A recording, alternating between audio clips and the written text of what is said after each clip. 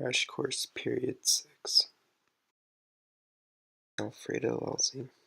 I wish I could paint our love, these moments in vibrant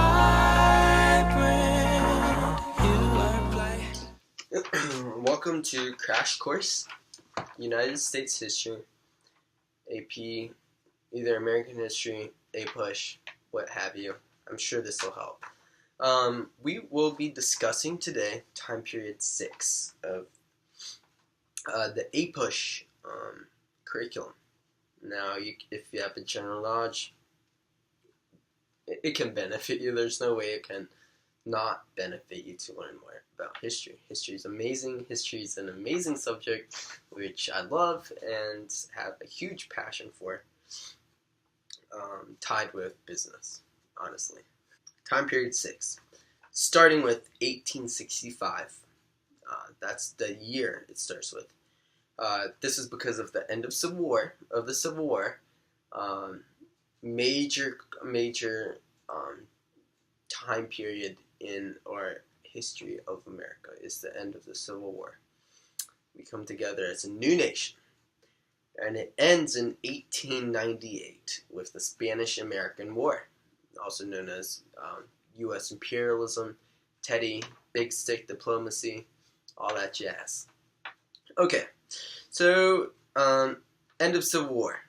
A lot of people dead, a lot of Americans dead, families torn apart, Reconstruction, the South is in shambles, the South has carpetbaggers, it's a total mess in the South. However, in the North, industry's booming, they're the victors, the South has to deal with the repercussions, and this will affect the South and America socially, economically, and politically. Populists. There are two parties here. The Populists and the Republicans. Basically, the Populists were for silver coinage, and the Republicans were for the gold standard. Now, the Populists basically wanted, they were for the common person, they were for the farmers. They wanted silver coins to back currency, but the monetary currency, the dollar, well, America's currency. Free coinage of silver, basically, more people would get silver and more money for, the common man. However, the Republicans wanted the gold standard. Now, looking at this from a geological standpoint, gold standard or silver. A great way to remember this is gold were for the Republicans. The Republicans tended to be more wealthy. They tended to be a little more, wanted smaller government, wanted free regulation of businesses, hands off, laissez-faire. However, the Populists, they wanted silver. They tended to be from lower classes and wanted a little more containment of the American people through a larger government. So that's one way you can remember that. And we will touch back on the Populist Party and the Republicans soon. We killed the buffalo and backstabbed the natives. That's basically a major lying point of this time period. The buffalo was the way of life for many Indians in the West, the Plain Indians. They would hunt this buffalo. The buffalo would be used for tents. It would be used for life. Almost all aspects of their life revolved around the buffalo. So when we totally demolished the population of buffaloes, we also demolished the way of life of the Native Americans. Now, Native Americans saw that assimilation was occurring. Basically, assimilation is how one big culture is the smaller culture, Native Americans in this case, and the bigger culture, the modernized, non-Native America. It's kind of, they see the natives starting to go into the society. They're losing their way of life and going into the bigger, larger groups' way of life. So, assimilation, an example of this was the Dawes Act. So, the Dawes Act basically said, gave Native Americans who wanted this, 160 acres of land. And if they tended this land, settled down, lost their way of life, their native way of life, then they would, after 25 years, that land would be theirs. And so some Native Americans took up on this offer, others did not.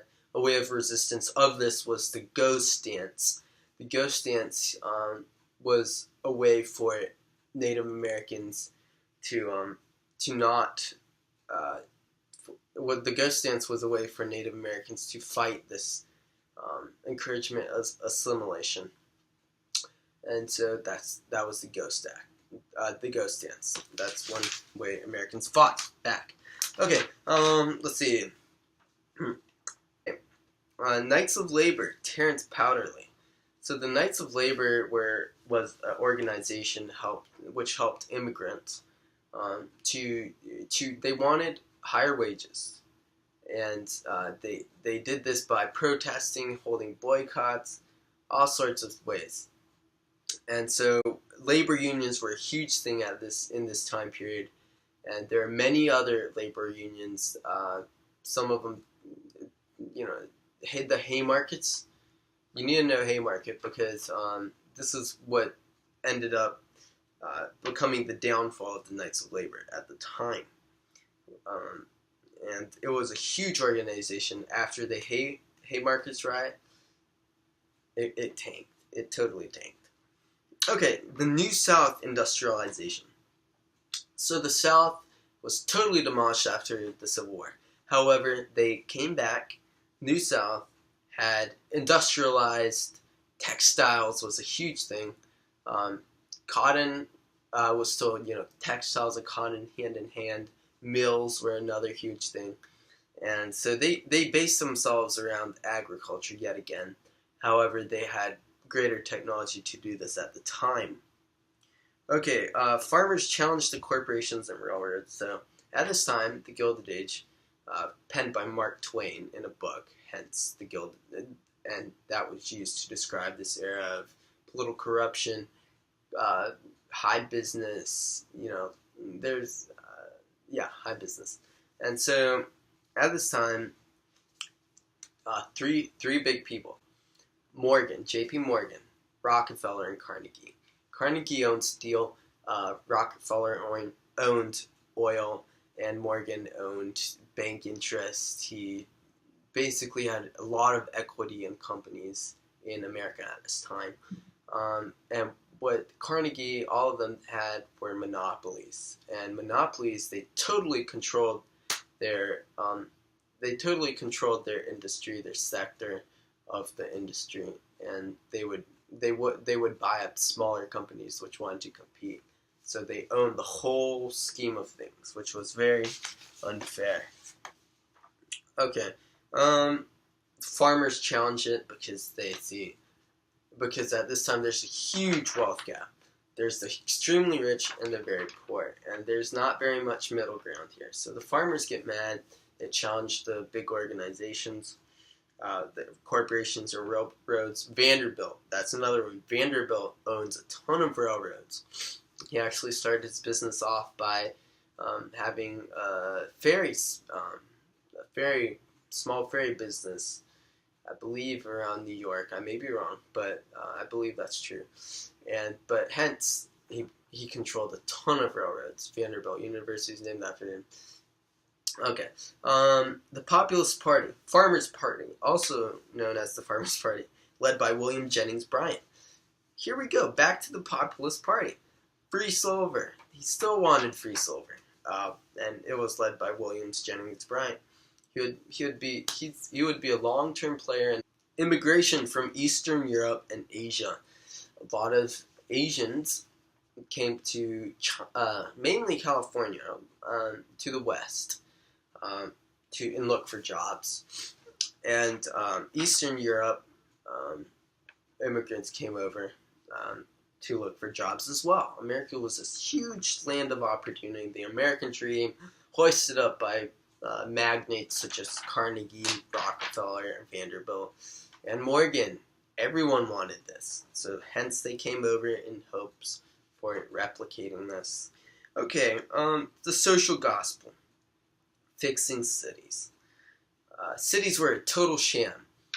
Because of this huge focus on businesses and hands-off, laissez-faire interactions with the government, cities got bad. There's a ton of smoke, there's a ton of pollution, there's a ton of waste,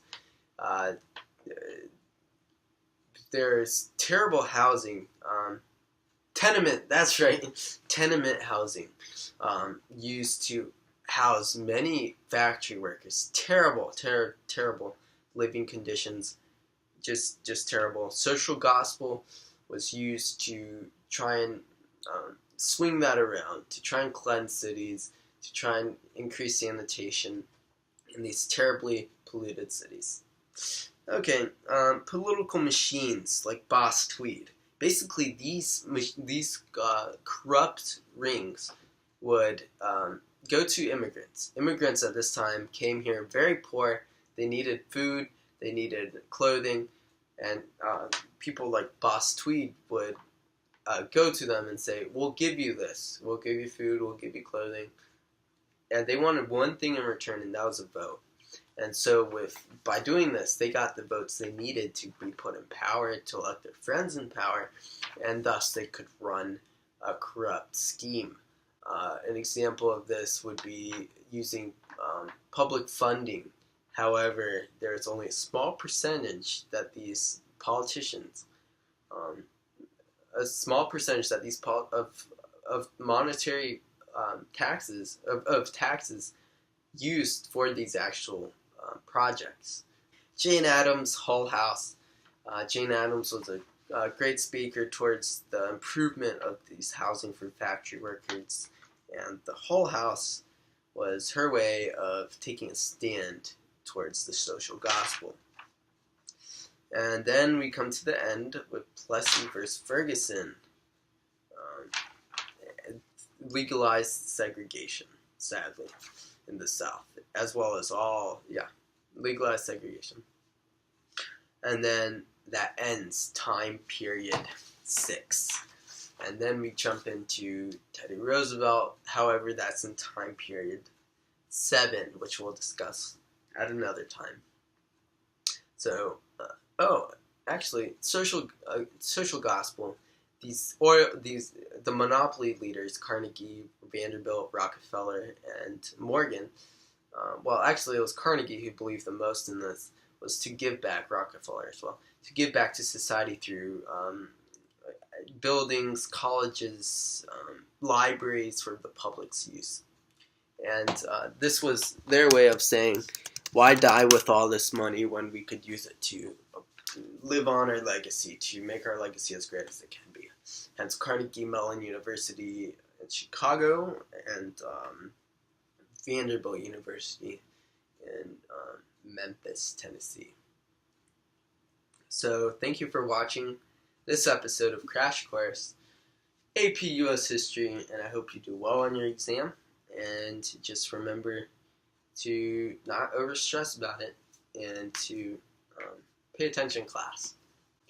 Pay attention to Ms. Drawback. She'll teach you success, how to succeed on the exam. So thank you very much, and I wish you the best of luck when you take the exam. Go Deeks, go Wake. Ooh, number 1. Thanks.